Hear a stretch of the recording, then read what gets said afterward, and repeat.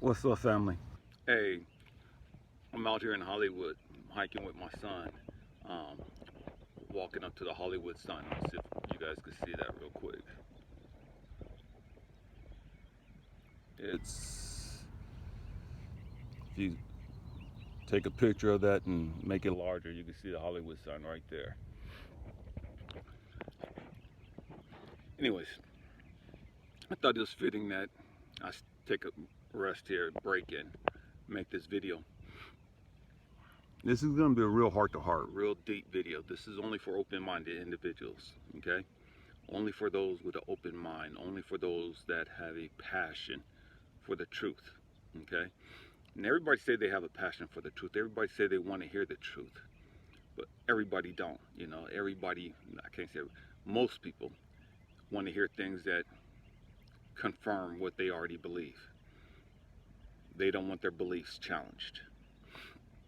Stay with me, we're going somewhere.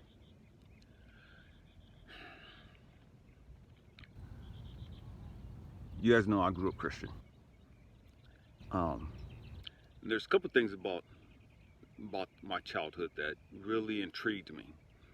Really got me twisted. You know what I mean? And what I mean by that was really had me spinning as far as my belief system, what I believe, what I accepted from everybody else.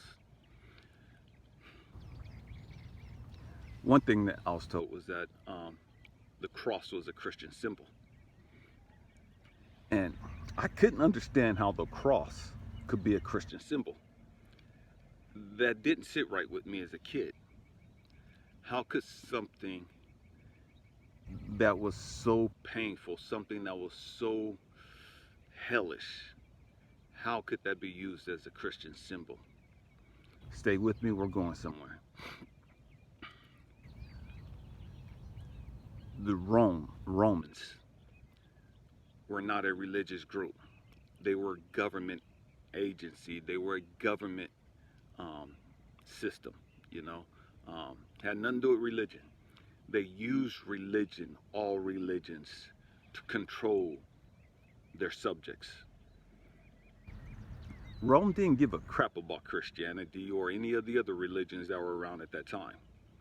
They used every one of those religions to bring those people under control. And if their religious groups couldn't bring their subjects or their people under control, then the military would come in and force the people to do it or to be subjected. Thus the cross. The Romans weren't the first ones to use the cross. Crosses were used as symbols of intimidation, as symbols of threats, pain, suffering, humiliation, agonizing death, just you name it. There was nothing positive about the cross whatsoever. Rome took it and took it to a whole nother level. And so as they hung people up on the cross, thousands of people on the cross before Jesus Christ, thousands of people after Jesus Christ, it was to humiliate, it was to intimidate everybody else who saw that. It was to get everybody else to subject themselves to the Roman rule. There was nothing godly about that cross at all. Jesus never made the cross a Christian symbol just because he was hung on it. There were two people that was right next to him on each side of him that were hung on the cross. Well, nothing Christian about them. Jesus didn't make the cross a Christian symbol, just like he didn't make the whip that he was beaten with a Christian symbol. Just like he didn't make the spear that he was pierced with a Christian symbol. Just like he didn't make the tomb a Christian symbol. People have taken the cross and made it a religious symbol. Just because people have done that doesn't make it a religious symbol or doesn't make it a Christian symbol. Okay, stay with me. Just because you think something Just because you believe something, just because you preach something, doesn't make it the truth. I don't care how fanatic you are about it. I don't care how passionate you are about it. Just because you believe it, just because you teach it, doesn't make it the truth.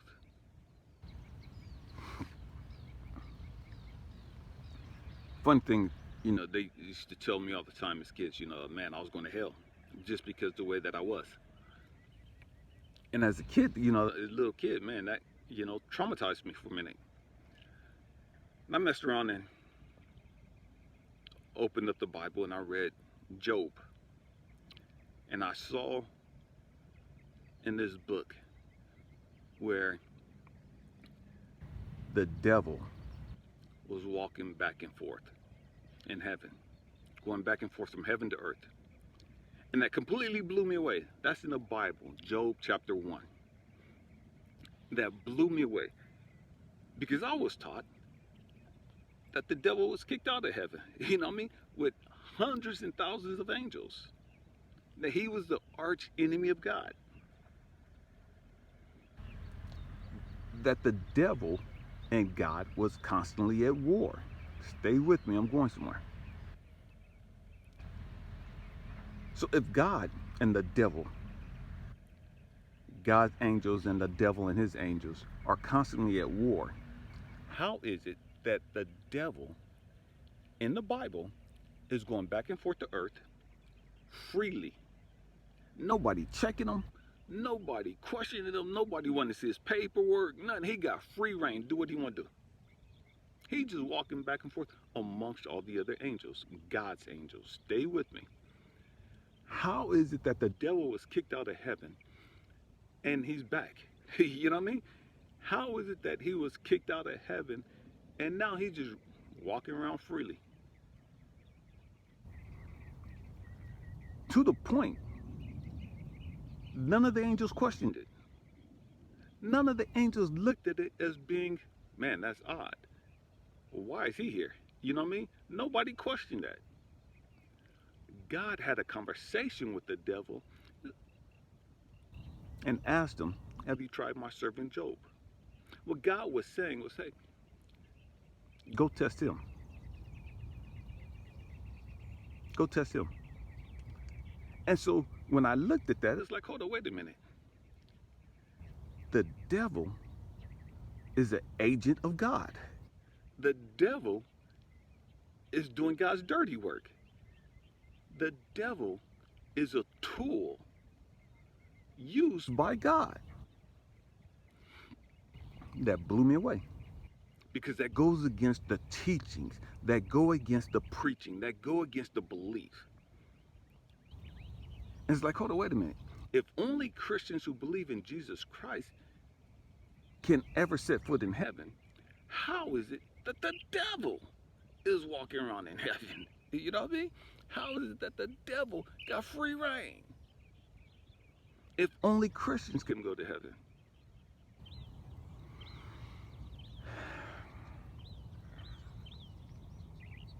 Why am I having this conversation with you? I know it's controversial. I know I'm pissing a lot of people off. It is what it is. I don't care. You know what I mean? Get outside of your ego. Put your pride down. If you believe in the Bible, pick up the Bible and read it for yourself. Job chapter 1. You know what I mean? Read it for yourself. Open up your mind. Pursue the truth. Not religion. Pursue the truth.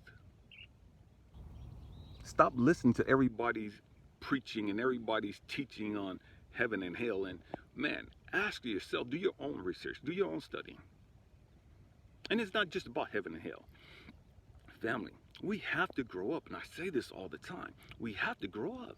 We have to get to the point to where, man, we stop being so dogmatic. We have to get to the point where we have to sit back and say, you know what? I don't know everything. I don't care how long you've been in the game. I don't care how long you've been in religion. I don't care how long you've been in whatever it is you do. You don't know everything.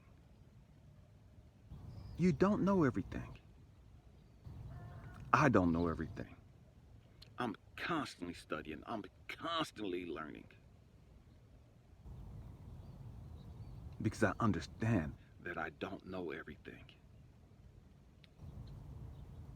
And all I want to do is know the truth.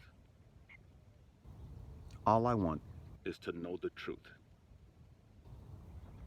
I don't care what your religious belief is. I don't care what this doctrine is. I don't care what this political belief and dogma is. I don't care about any of that crap. I don't. I just want to know the truth. And I don't need any one person telling me that this is the truth, this is the truth, this is truth, because I'm not going to believe you. You know what I mean? Right off the bat. As soon as you tell me this is the truth, blah, blah, blah, blah, blah, and you got to do it this way, and you got to do it this way, and whoop it, man, you get dismissed quick, immediately. As I was walking up the hill, coming up here to Hollywood sign, my son and I came up here about 6:30 this morning. And to me, hiking out in nature is such a beautiful meditation. It's such a beautiful spiritual journey. That goes against so many different religious perspectives. And I understand that. And to each their own. I don't care. You know what I mean? For me, it is a meditative state. For me, it is a spiritual experience. Why? Because I'm out in nature. Why? Because I'm seeing the creatures and the birds and the sunrise and just the plants. I'm seeing everything. I'm hearing the birds. You know what I mean? I'm closer to God. I'm able to appreciate His handiwork. As I'm walking up, I'm seeing all these different people making the same journey. We all look different, different nationalities. We got different clothes on. We have different beliefs.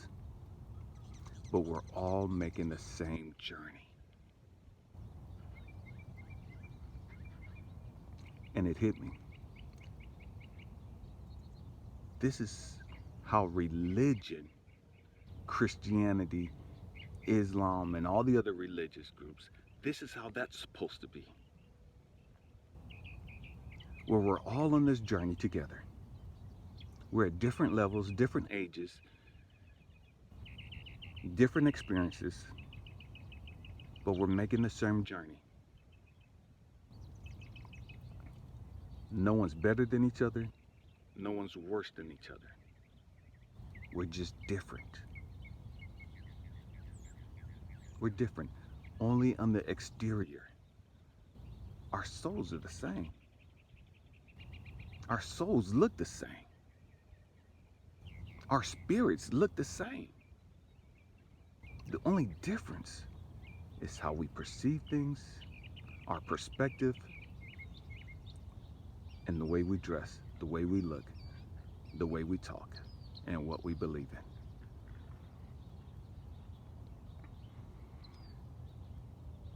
Family, my hope and prayer is that we learn to get outside of the box. We learn to take God outside of the box. We learn to take our lives outside of the box of religion, the box of politics, the box of any and everything else.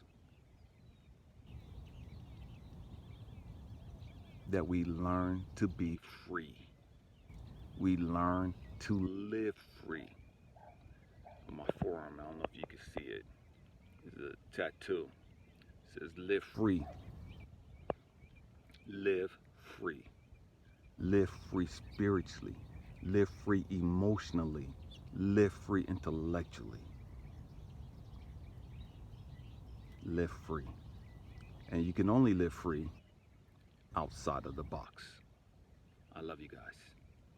Happy healing. Peace.